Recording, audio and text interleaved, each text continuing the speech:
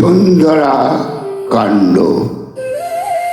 হনুমানের লঙ্কায় প্রবেশ ও চামুণ্ডার সহিত সাক্ষাৎ এবং মা চামুণ্ডার লঙ্কা ত্যাগ করিয়া কৈলাসে গমন।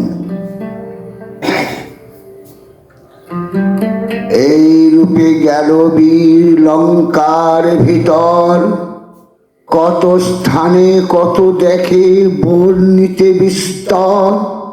কাঞ্চন রত্নমণি স্ফটিকে নির্মাণ, পুরো শোভা দেখিয়া বিস্মিত হনুমান। গড়ে প্রবেশিয়া দেখে পবন নন্দন, বিশ্বকর্মা নির্মিত সে অদ্ভুত রচন। মহাভয়ানক মূর্তি সম্মুখে প্রচণ্ডা, বাম হাতে খপ্পর দক্ষিণ হাতে খান্ডা। দুই চক্ষু ঘোরে যেন দুই দিবাকর, ব্রহ্মগ্নি হেন তেজ অতি ভয়ঙ্কর।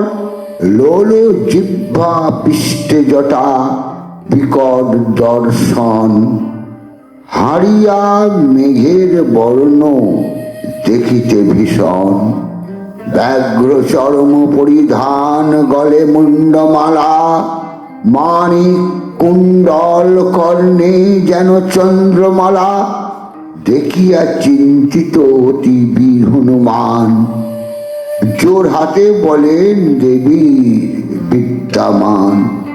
শাস্ত্রে শুনিয়াছি আমি চামুণ্ডার কথা, শিবের প্রেয়সী তুমি কেন আছো এথা? তোমারে দেখিয়া আমি বড় পাই ডর, কি কারণে আছো মাতা লঙ্কার ভিতর? চামুণ্ডা বলেন আমি শঙ্করের সতী, তার আজ্ঞায় মম লঙ্কায় বসতি। সৃজনে যখন ব্রহ্মা স্বর্ণ লঙ্কাপুরী, সেই কাল হইতে আমি লঙ্কা রক্ষা করি। করিলাম জিজ্ঞাসা শিবের চরণে, থাকিব কতেক কাল রাবণ ভবনে। শঙ্কর বলেন থাকো, এই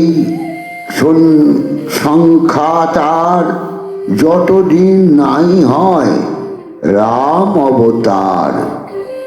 জন্মিবেন রাম দশরথের ভবনে, তার পত্নী সীতা দেবী হরিবে রাবণে।